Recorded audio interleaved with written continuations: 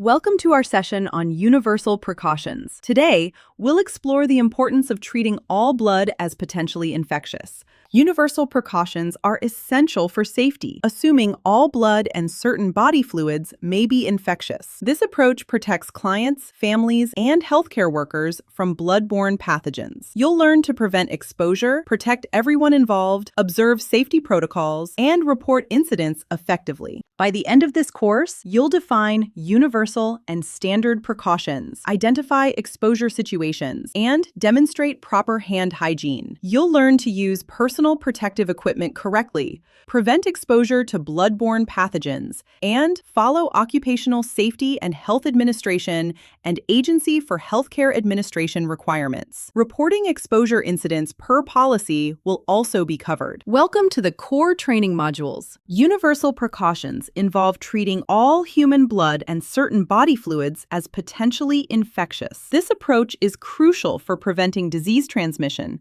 protecting both clients and caregivers, and reducing workplace exposure to infectious microorganisms. Universal precautions focus on blood, certain body fluids, fluids with visible blood, and wound drainage. In contrast, standard precautions, which are today's practice, apply to all body fluids, secretions, excretions, non-intact skin, and mucous membranes. Hand hygiene is your first line of defense. Perform it before and after client contact, glove use, diaper changes, toileting, and food prep. Use personal protective equipment like gloves, masks, gowns, and eye protection when exposure is likely. Always remove gloves safely and wash hands afterward. For all ages, hand hygiene is crucial. For newborns and infants, wash hands, use gloves for blood, ensure safe diapering, and disinfect surfaces. For children, manage cuts and nosebleeds with gloves and clean surfaces. For adults and seniors, consistently use personal protective equipment for wounds, skin tears, and toileting. When handling soiled linens, wear gloves, avoid shaking, and use designated bags.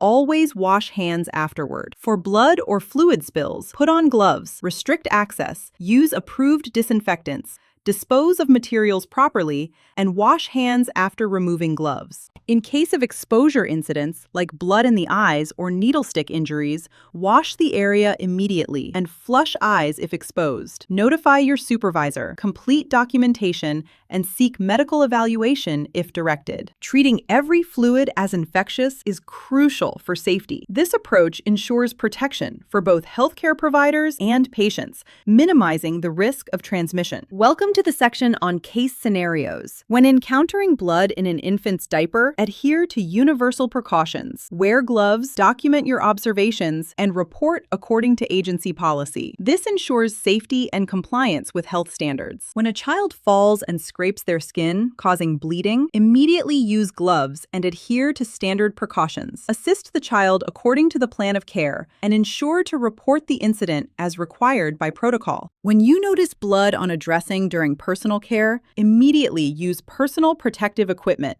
and adhere to universal precautions. Document your observations accurately and report the incident according to agency policy. In summary, adhere to universal and standard precautions, practice proper hand hygiene, and use personal protective equipment correctly. Prevent exposure to blood-borne pathogens. Comply with Occupational Safety and Health Administration and Agency for Healthcare Administration requirements, and report exposures immediately. Remember, observe, document, and report. Every fluid, every client, every time. Complete your post-test to earn your certificate of completion.